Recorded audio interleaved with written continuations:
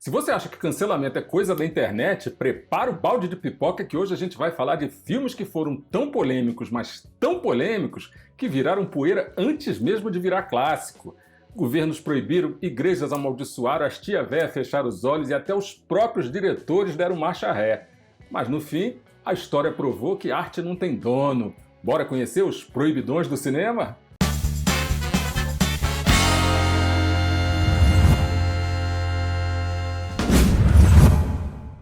Fala galera do bem! E se você está pensando que essa coisa toda começou agora, saiba que em 1915 o nascimento de uma nação já dava sinais de BO, sabe? E isso acabou sendo um grande paradoxo, porque esse filme revolucionou a linguagem do cinema com técnicas inéditas, mas deixou muita gente de queixo caído, principalmente porque glorificou aquele movimento extremista das três letrinhas K e a escravatura também, sabe? Fazendo com que o filme fosse devidamente banido em várias cidades dos Estados Unidos.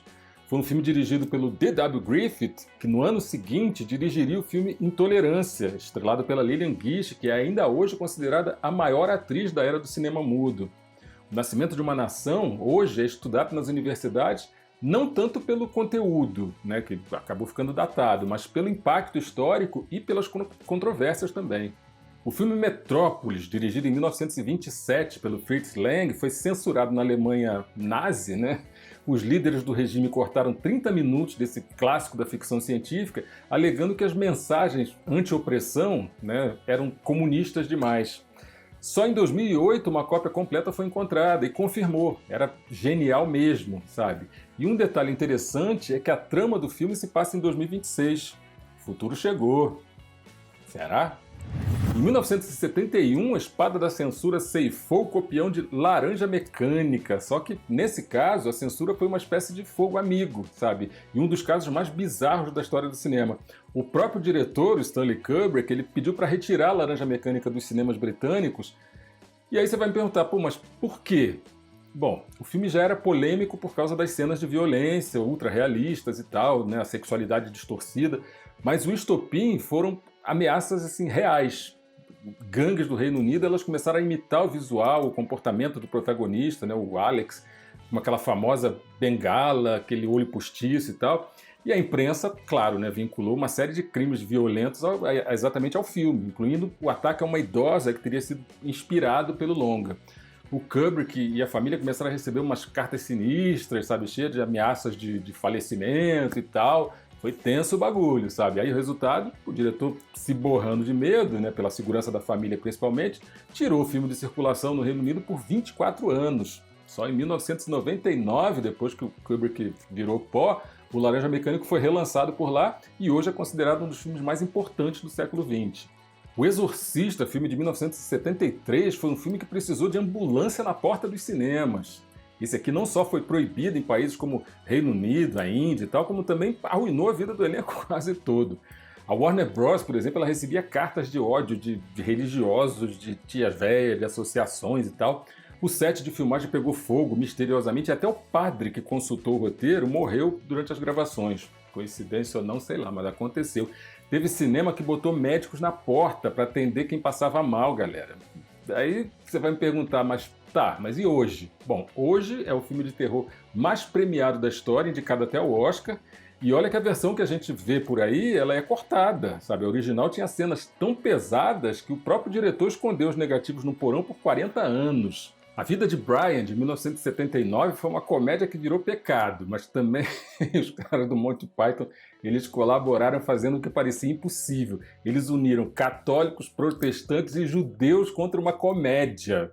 A Vida de Brian foi banido na Noruega, na Irlanda e até em partes dos Estados Unidos porque zoava demais a história religiosa. Mas sabe o que é mais engraçado? O filme não ridiculariza Jesus, sabe? E sim a cegueira fanática dos seguidores de um cara qualquer chamado Brian. E olha só, hoje é considerada a sátira mais inteligente já feita sobre religião. E até o Vaticano já admitiu que, talvez a gente tenha exagerado um pouquinho na fúria. Tá, daí você deve estar se perguntando aí, tá, mas os grandes diretores, eles ficaram imunes a isso? Não. A Última Tentação de Cristo, por exemplo, foi dirigida em 1988 por Martin Scorsese, que ganhou a alcunha de herege e pagou essa conta por muitos anos.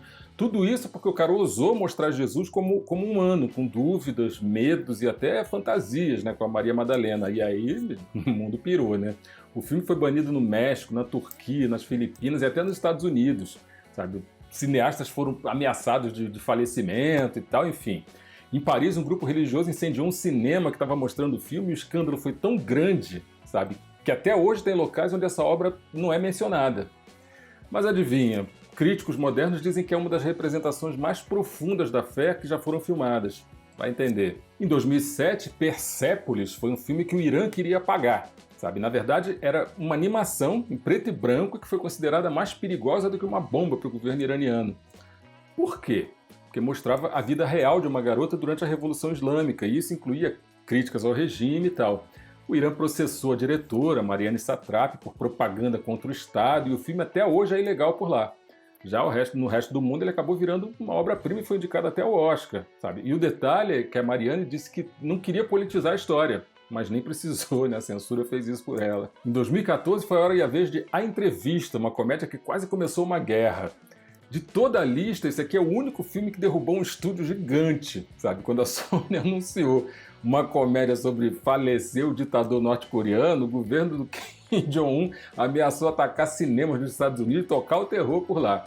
Resultado, o estúdio cancelou a estreia, os cinemas tiraram o filme da programação e o Barack Obama teve até que se meter, sabe? Sim, o presidente. No fim, vazou o filme online. E era só uma comédia besta sobre jornalismo, sabe? Mas entrou para a história como o filme mais politicamente perigoso dos últimos anos. Vai entender, né? O que esses filmes têm em comum é que todos eles desafiaram o status quo, sabe? Seja por política, religião ou só por serem à frente do seu tempo. E você, o que você acha? Algum filme mais recente aí vai entrar para essa lista no futuro? Deixa aqui nos comentários. Se você gostou, não esquece, dá um like no vídeo, se inscreve no canal, clica no sininho para receber as novidades e não esquece de compartilhar com aquele amigo que acha que antigamente tudo era mais tranquilo. E a gente se vê no próximo set. Corta!